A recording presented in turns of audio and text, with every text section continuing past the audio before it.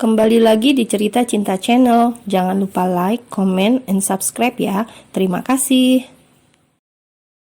Kediaman Anggara. Sampai rumah, ART dan babysitter terlihat terkejut ketika mendapati sang bos wajahnya lebam. "Tuan, mau saya ambilkan kotak P3, Kak?" tawar Bibi yang melihat wajah Anggara tidak seperti biasanya. Anggara menggeleng, kemudian memilih masuk ke kamar bayi. Di sana ditatapnya Tiara yang sudah terlelap. "Manusia sampah," umpatnya kesal saat mengingat wajah Samuel. Anggara kemudian mengusap selimut Tiara motif stroberi. Bagaimana bisa ada yang mengklaim putrinya hanya pria gila yang tiba-tiba datang kemudian minta tes DNA? Marah, kesal, cemburu, Anggara meremas guling kecil yang ada di depannya. Rasanya ia belum puas menghajar Samuel, pria kurang ajar yang masih mengejar-ngejar Adinda padahal sudah putus sangat lama. Ketika Anggara harus bergelut dengan pikiran yang berkecamuk, ada juga yang tidak jauh berbeda. Di salah satu ruangan di rumah sakit, Lisa sedang duduk menunggu Marwah yang sudah bisa diajak komunikasi. Sejak tadi, Lisa bercerita banyak hal, mengatakan Marwah harus cepat sembuh karena gadis itu harus sekolah lagi dan mengatakan sesuatu yang membuat Marwah merasa senang, yaitu kabar pernikahan sang kakak, meskipun dia mungkin tidak bisa hadir. "Kamu senang kan, Wah? Mbak mau nikah sama pria kaya?" canda Lisa yang menutupi kesedihan di hatinya. Marwah lantas mengangguk, kemudian tersenyum sedikit sekali karena wajahnya masih diperban. "Ya sudah, kamu sekarang istirahat. Mbak juga mau tidur. Cepat sembuh ya, Wak." Lisa menatap sayang pada adiknya. Meski berat, ia harus tetap terlihat kuat di mata keluarganya. Hari H. Pagi ini adalah hari pernikahan yang sudah mereka sepakati. Untuk menghindar dari Nyonya Claudia, Anggara melakukan pernikahan di sebuah tempat yang privat. Pagi-pagi, ia sudah meminta Rio menjemput calon pengantin. Lisa masih pakai baju biasa. Semuanya sudah disiapkan di tempat acara. "Lis, kok mendadak? Ayah pikir nunggu adik sama ibumu, minimal pulang dari rumah sakit," ucap Pak Harun. Lisa mulai memutar otak, mencari alasan yang masuk akal, tapi tetap saja tidak ia temukan. "Kamu nggak hamil kan, Lis?" Lisa menggeleng keras. "Enggak ya." "Mari Pak," sela Rio yang sudah siap menjemput keduanya. Obrolan mereka pun berlanjut di dalam kendaraan roda 4 tersebut. "Lalu, kenapa buru-buru?" "Buru-buru apa, Pak?" sahut Rio. "Ini kok nikahnya mendadak?" ucap Pak Harun. Tidak mendadak, Pak. Kan Pak Anggara sudah ada rasa lama sama Lisa." Lisa langsung melotot, bisa-bisanya Pak Rio berbohong. "Oh, begitu ya," ucap Pak Harun polos. "Benar, Pak. Iya kan, Lisa?" tanya Rio minta dukungan dalam kebohongannya barusan. Lisa yang tertegun langsung mengangguk, dan dari situ Pak Harun tidak bertanya-tanya lagi sampai mereka tiba di sebuah villa. Begitu tiba, Rio langsung membawa Lisa masuk ke sebuah ruangan.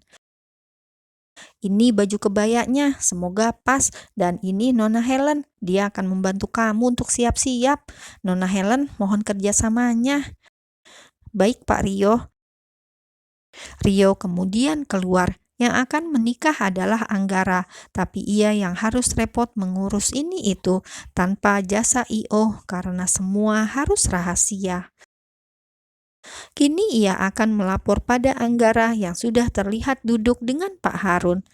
Pak Harun terlihat berbicara, tapi Anggara hanya mengangguk saja. "Semuanya sudah beres, Pak. Tinggal menunggu mempelai wanita saja," ucap Rio yang melapor pada sang bos. Anggara hanya mengangguk, masih dingin, masih seperti kulkas 2 pintu. Beberapa saat kemudian, semuanya benar-benar sudah siap. Sudah duduk di ruang tamu, tinggal Lisa yang belum hadir, padahal Anggara sudah menatap jam berkali-kali. Rasanya ia ingin acara ini cepat selesai. Tap, tap, tap, terdengar derap langkah dari belakang. Semua menoleh menatap calon mempelai wanita yang berjalan pelan karena kebaya yang ia kenakan membuat langkahnya jadi pendek. Lisa berjalan sambil menundukkan wajah. Pak Harun terlihat bahagia melihat putrinya, meskipun sedikit sedih karena terasa banyak yang kurang. Harusnya semua keluarga berkumpul, tapi ya sudah, semua karena keadaan. Begitu juga dengan Rio, bibirnya mengembang mengulas senyum melihat Lisa yang terlihat cantik sempurna. Lalu bagaimana dengan Anggara? Dia satu-satunya pria yang sama sekali enggan menatap sang mempelai wanita. Saat semua orang melihat Lisa, Anggara jadi satu-satunya pria dalam ruangan itu yang cuek, masih dingin sedingin kutub utara.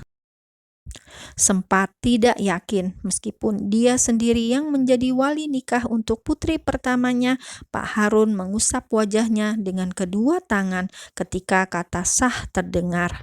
Pernikahan yang sederhana hanya dihadiri beberapa orang membuat Pak Harun merasa aneh dan ragu. Akan tetapi saat melihat wajah Lisa yang tersenyum dan memeluknya, Pak Harun melepaskan segala keraguan itu. Membuang prasangka buruk, menggantinya dengan banyak doa dalam hati agar hidup rumah tangga putrinya kelak bahagia selamanya. Meskipun akan banyak kerikil tajam ombak kehidupan, semoga Lisa putrinya yang masih muda itu bisa melewati semuanya. Jika setelah ijab kabul, kebanyakan sang mempelai wanita akan mengecup punggung tangan suaminya, lain halnya dengan Anggara serta Lisa. Ini lebih mirip upacara bendera di istana negara. Tegang, tenang, disiplin, tidak ada senyum. Dan orang-orang yang tadi datang perlahan pergi satu persatu.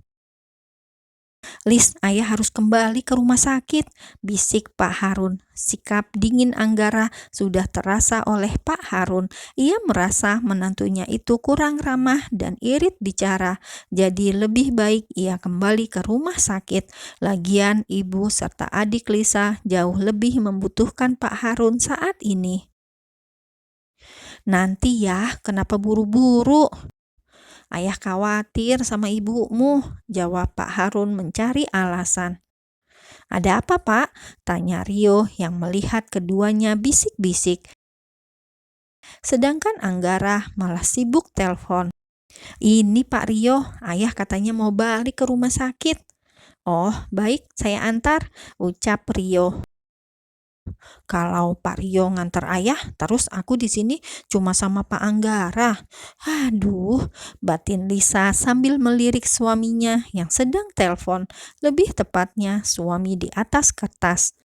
Karena pernikahan mereka terjadi karena sebuah perjanjian, bukan pernikahan atas dasar suka sama suka, tapi kata sepakat dan ada uang di tengah-tengahnya. "Nah, Angga, Bapak permisi dulu," pamit Pak Harun. Anggara menjauhkan ponselnya dari telinga, kemudian mengangguk menatap Pak Harun mertuanya. Anggara hanya mengangguk, tidak ada basa-basi sama sekali. Sementara itu Rio langsung melirik Lisa. Rio bisa melihat ada rasa kecewa tergambar jelas di wajah Lisa. Biarpun pura-pura, harusnya Anggara juga bersandiwara sedikit saja. "Lisa, ayah pulang dulu." Lisa kemudian memeluk ayahnya. Sebenarnya ia mau ikut karena perjanjian ia sekarang tidak bisa bebas. Semua harus sesuai apa kata Anggara, sesuai dengan pasal pernikahan yang mereka tanda tangani bersama. "Pak Rio, nitip ayah," ucap Lisa yang berat melepaskan ayahnya. Rio pun mengangguk, kemudian pergi mengantar ayah Lisa tersebut.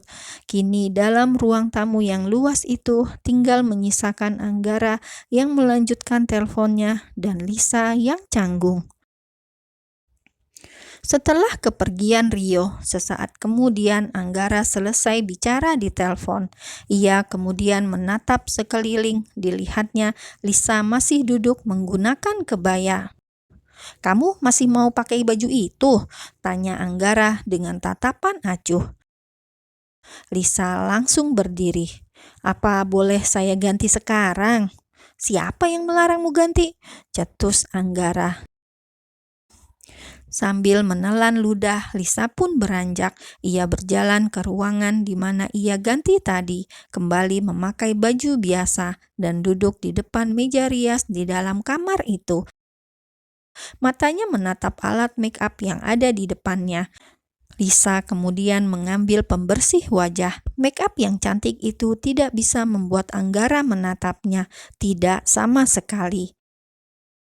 Pelan tapi pasti, Lisa mengusap wajahnya dengan kapas, sorot matanya sendu. Ketika tidak ada orang, Lisa kembali menjadi dirinya sendiri. Tidak ada senyum palsu, tidak ada ketegaran, tidak ada sandiwara lagi. Yang ada hanya matanya yang lama-lama terasa perih. Kemudian bulir bening menetes dari sudut mata yang sendu tersebut. Lisa merasa sudah bersalah mempermainkan sebuah pernikahan.